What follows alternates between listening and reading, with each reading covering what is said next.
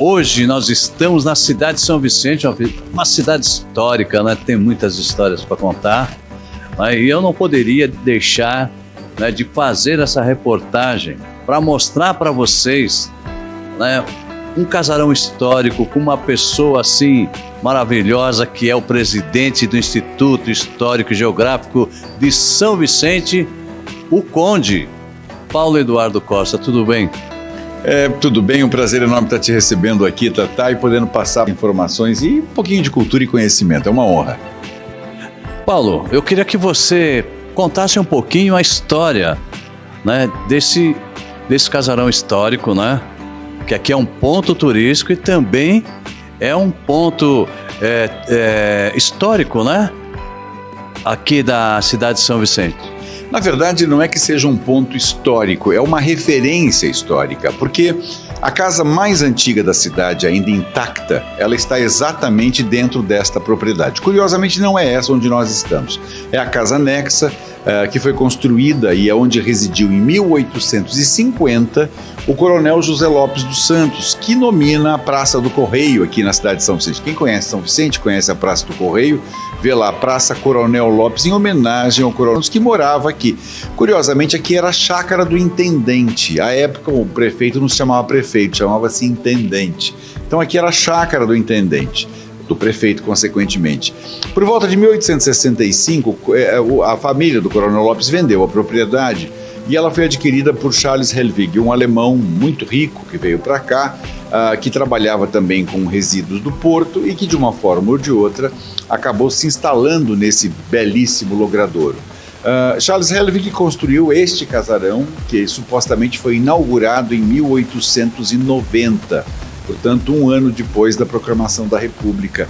E aqui viveu durante algum tempo, quando então, por volta de 1920, a sua filha, Hildegard Georgina, filha justamente do Charles Helwig, né? Ela foi dado em dote este imóvel para o barão Pritzlwitz, que veio prometido para ser o marido dela.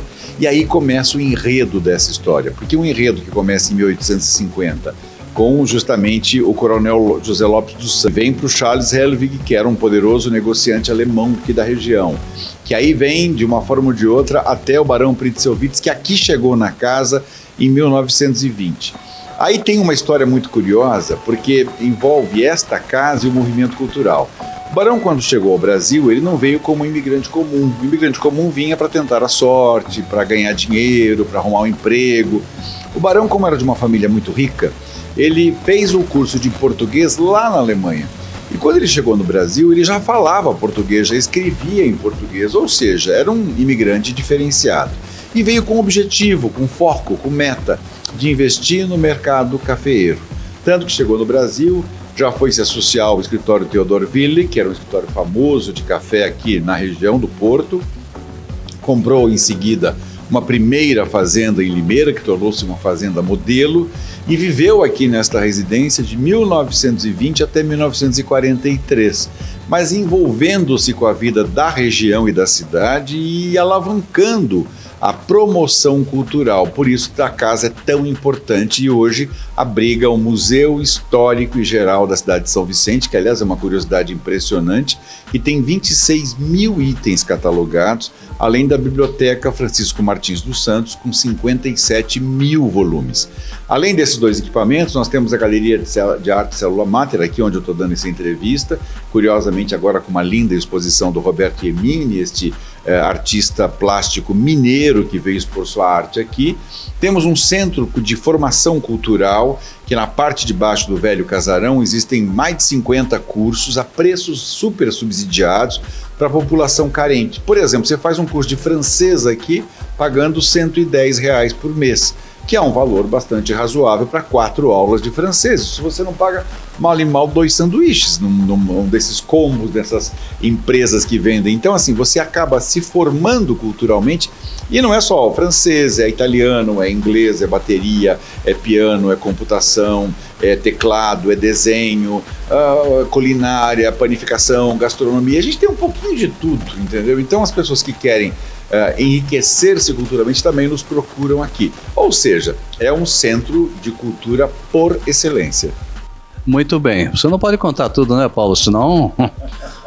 Aí não tem mais como fazer entrevista, né? Porque você contou tudo. Então, peraí, que eu sei que tem muita coisa ainda. Conta um pouquinho quem é o Paulo Eduardo Costa, né? No programa Dicas Litoral aqui, da TV Unisantos, e também pelas redes sociais, através da TV Tudo Praia Grande Litoral, né? O qual você também é participante do programa Entre Amigos, né? Que eu faço toda quarta-feira, às 20 horas, entendeu? Conta como é que despertou esse interesse, ou já estava, né, no sangue essa cultura, né? Porque é uma cultura muito forte, né? Que você propaga, que você divulga e tudo mais. Da onde nasceu, né? Quem é o Paulo Eduardo Costa? Quem é o Conde Paulo Eduardo Costa? Um ser humano apaixonado pela sua cidade, pela sua região e pelo seu país. Eu sou apaixonado por tudo que eu faço. Aliás, o que me move é justamente essa paixão. Ser presidente do Instituto Histórico e Geográfico, por exemplo, é um cargo voluntário. E eu estou aqui todos os dias, pela manhã, à tarde e às vezes até à noite. Mas por amor mesmo. Agora, Paulo, por que eu me interessei tanto por esse segmento cultural histórico? Primeiro porque eu me sinto um pouco personagem dessa vida. Eu venho de uma família extremamente tradicional, conhecida, respeitada. E na minha infância eu convivi exatamente com quem hoje é personagem. Então, às vezes, o nome de uma rua, eu digo, puxa vida, eu conheci, frequentava a casa. Eu vejo o nome de uma escola, digo, meu Deus, fui aluno dessa pessoa. Então, assim, por conta deste envolvimento com a história, me senti um pouquinho personagem dela, eu acabei me envolvendo até com esta instituição. Evidente que aqui na cidade já tive o privilégio de ocupar secretarias de governo, né? Fui secretário de turismo, de meio ambiente, de cultura. Tenho uma ligação com a cidade de São Vicente, tenho uma ligação intensa com a cidade de Santos, efetivamente porque nasci em Santos, morei durante um tempo na Europa, estudei na Europa, então assim, Deus me deu algumas possibilidades que só me enriqueceram. E essas possibilidades, eu entendo, você adquire cultura, você retribui em quê? Se retribui em carinho com as pessoas. Uma vez perguntaram para mim o que eu me sentia melhor tendo um título de nobreza. Eu disse absolutamente nada. Eu sou um ser humano como outro qualquer, mas com um elevado senso de dever. Porque uma vez que você recebe uma honraria, você tem que honrá-la verdadeiramente.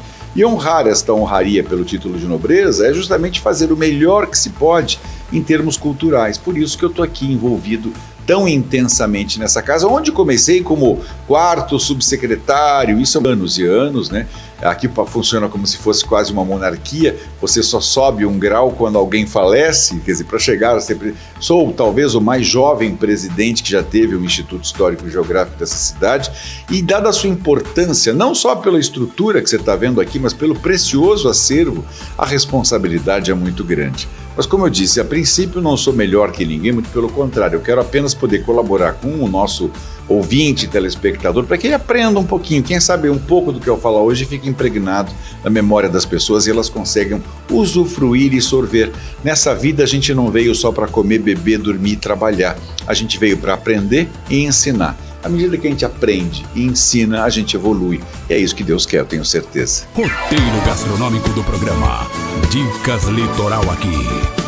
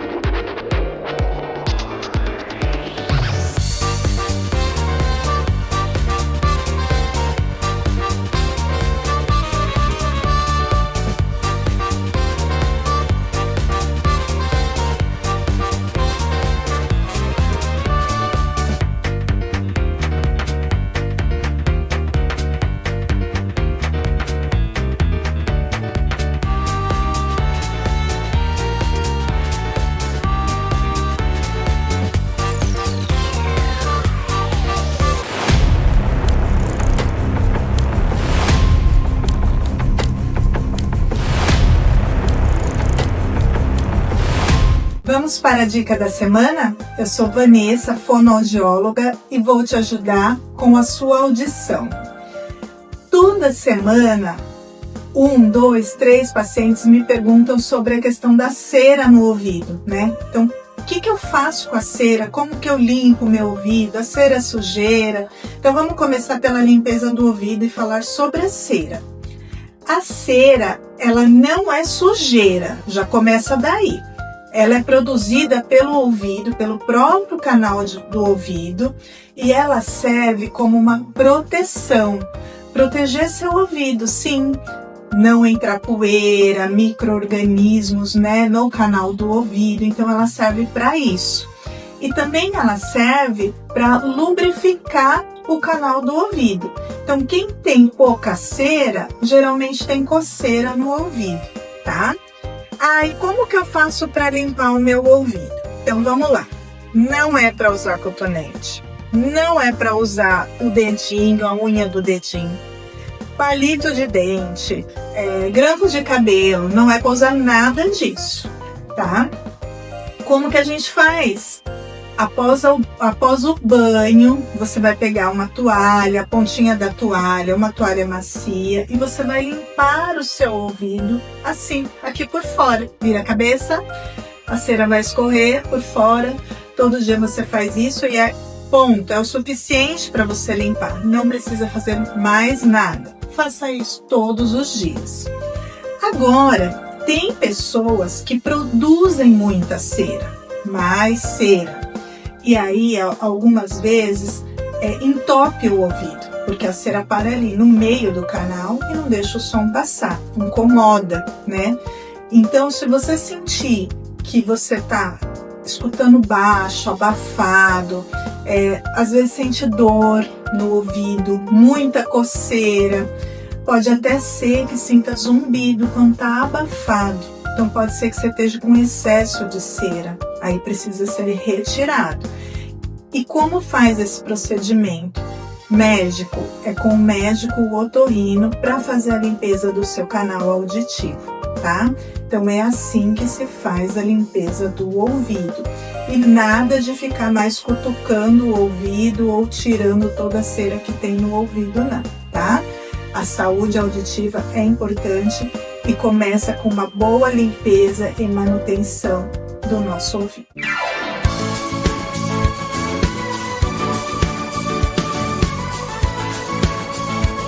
Muito bem. Paulo, você rodou, mas não falou por que você tem o título de conde, né? Que muita gente deve estar pensando aí do outro lado da câmera, aí vendo a TV, né? Por que ele tem essa denominação de conde? Então, conta, né? Porque o pessoal com certeza tem muito interesse em saber por que você é conde, né? Sendo que tem outros condes também. Não é só você, tem outros. Então, explica um pouquinho. Porque o nosso programa Dicas Litoral aqui, ele também é um programa de entrevistas, né? É um programa cultural, de agenda cultural, de pontos históricos, de pontos turísticos e tudo mais, né? E você não pode ficar fora, como eu disse para você, né? Você não vai ficar fora do programa, porque você tem muito para contar para todo mundo das outras cidades, né? Que vão assistir o programa Dicas Litoral aqui, né, o porquê que eles têm que vir aqui no Instituto Histórico e Geográfico de São Vicente, que é um instituto importantíssimo para toda a região, porque, não esqueçam, tudo começou aqui, né? É verdade. Bom, são duas perguntas, portanto, respostas distintas. A primeira delas a respeito de títulos de nobreza.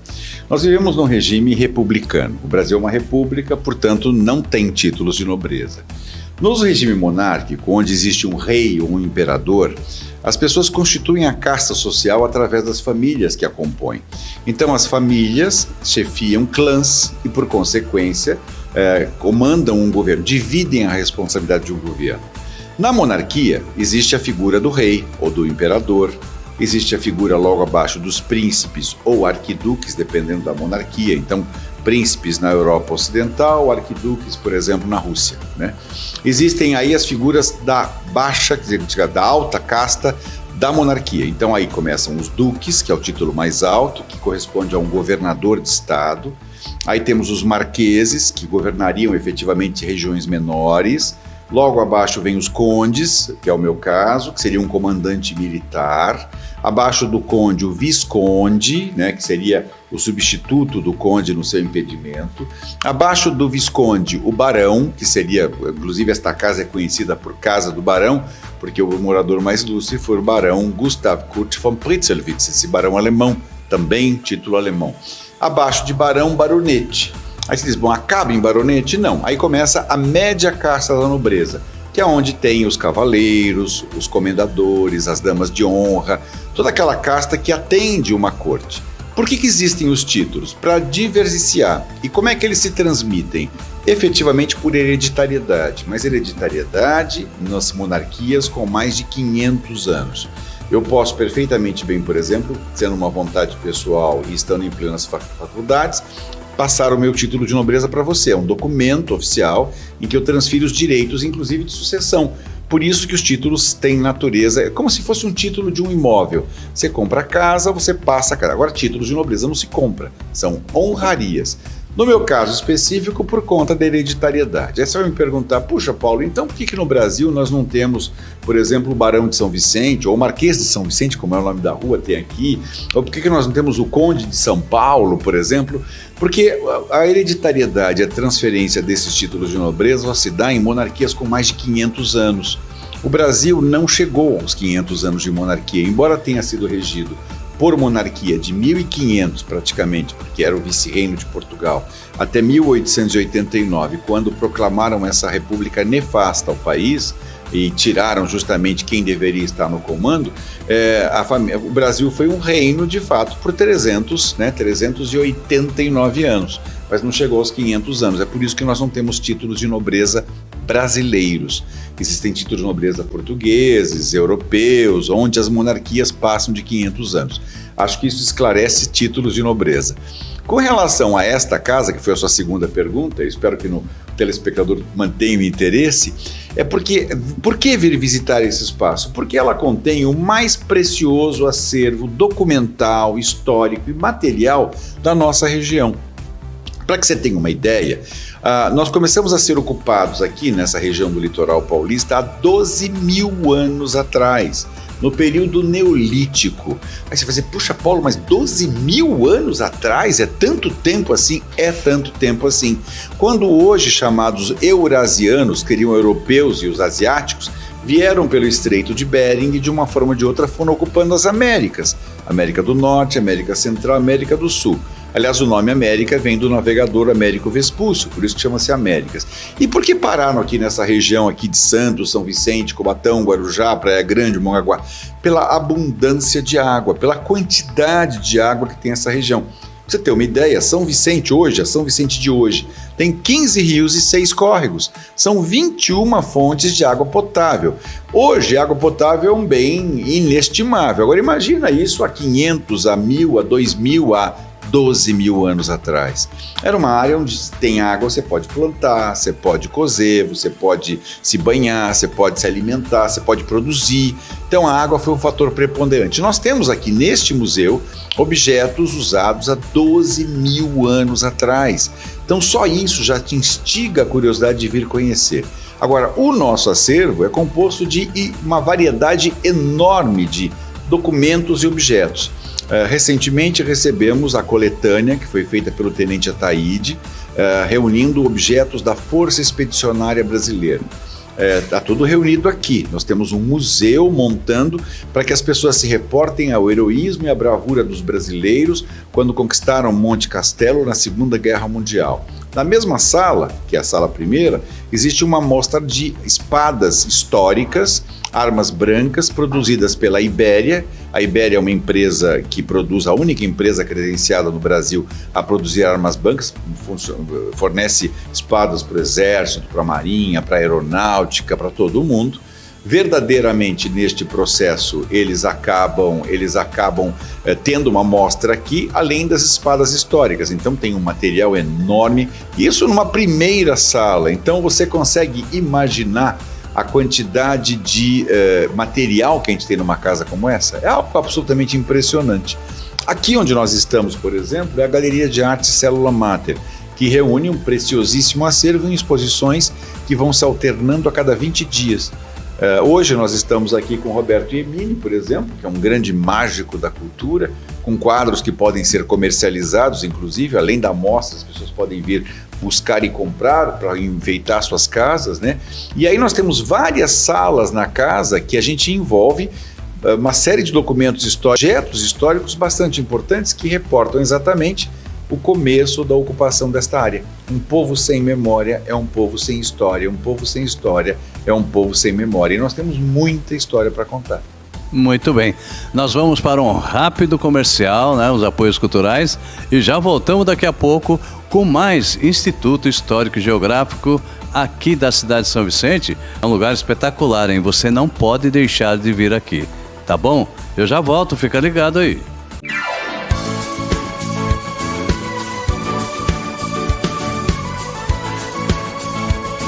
Há mais de 21 anos no mercado, a AC Fogões equipa sua cozinha com tradição e qualidade. Aqui você encontra fogões residenciais e industriais, além de uma variedade incrível de utensílios, como panelas, frigideiras, talheres, cutelaria e muito mais. Tudo com aquele atendimento acolhedor que só a AC Fogões sabe oferecer. Venha nos visitar. Estamos na Avenida Presidente Kennedy, 7022, no bairro da Oceã, em Praia Grande. E estamos também no WhatsApp 13988125809. Siga-nos no Instagram, @ACFogõesOficial. AC Fogões, tudo para a sua cozinha e muito mais.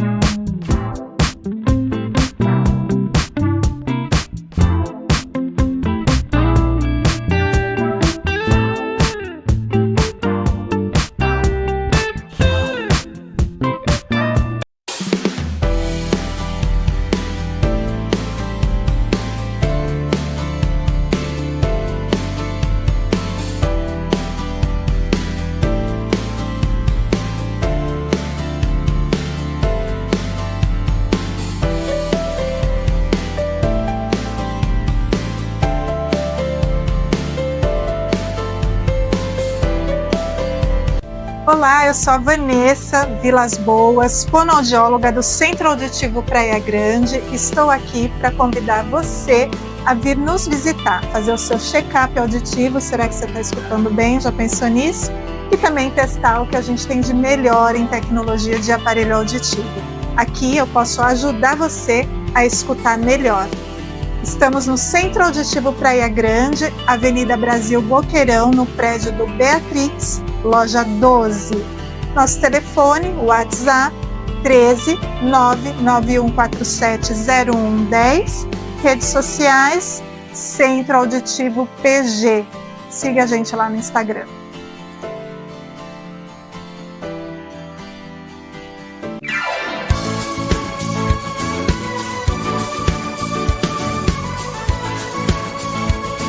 E estamos de volta com o programa Dicas Litoral aqui, hoje com uma entrevista, né, muito show, muito nota 10, entrevistando ele, o Conde Paulo Eduardo Costa, presidente do Instituto Histórico e Geográfico de São Vicente. Morava aqui na cidade um dos grandes escritores, poetas, cronistas e contistas brasileiros, chamado Menotti Delpicchia. Curiosamente, Menotti Delpicchia era compadre do maior escultor brasileiro de todos os tempos, o Vitor Brecheret, que também morava aqui na cidade. Então, assim, nós reunimos neste precioso acervo muito material ligado ao Vitor Brecheret, ligado ao Menotti e ligado à cultura de maneira geral. Então nós temos, por exemplo, um busto que nos foi doado pela própria filha do Brecheret, a Patrícia Brecheret Pellegrini, para que ficasse registrada a presença dele na cidade durante alguns anos, onde ele teve uma grande produção. Mas nós temos aqui, por exemplo, objetos maravilhosos. A exposição que a gente está mostrando para vocês agora é justamente essa do Roberto Iemini, desse pintor impressionista, que usa as formas geométricas para sua arte e que, de uma forma ou de outra, usa muito os pássaros e as cores vibrantes da natureza brasileira. Então, quem gosta de quadros vibrantes, bonitos, para uma sala moderna, certamente vai buscar uma imagem do Roberto Iemini. Conde não acha que existe pouco interesse pela população e tudo mais na visita ao museu, que é fantástico, com tantas obras, tantas histórias, tantos assuntos. O Conde não acha que deveria assim ter um incentivo maior por todos os canais de comunicação e tudo, para incentivar mais a população e os visitantes a virem até aqui? Que todos que estão nos assistindo, que pudessem. A gente abre aqui de segunda a sábado, todos os domingos ainda. Gostaria muito de abrir domingo. Das 9 da manhã às 5 da tarde, à exceção do horário do almoço que fecha justamente para que os funcionários possam se alimentar, o museu está aberto e praticamente 90% das visitas são monitoradas, porque de nada adianta você largar uma pessoa que não tem entendimento do que está passando por aqui, como se fosse uma visitação talvez de um circo ou de alguma coisa, de uma floricultura. Não, você está vendo história, e a história tem que ser esclarecida, explicada, mostrada. Por isso que é importante e fundamental as pessoas largarem um pouquinho do lugar comum delas e buscarem um pouco de conhecimento. E o conhecimento, a cultura vem quando você observa com atenção um pouquinho melhor. E São Vicente, lembrando que São Vicente tem o Instituto Histórico e Geográfico de São Vicente, que tem toda a história, né, de São Vicente, né? Assim, numa grande parte, né, Conde? Vamos traduzir, não é a história só de São Vicente. Quando você fala isso, a impressão que dá é que nós estamos nos limitando. Na verdade, nós temos um acervo aqui de história do mundo, porque que vieram de fora daqui. Nós temos o acervo do Brasil, porque reporta a história desta nação com quanto ocupação.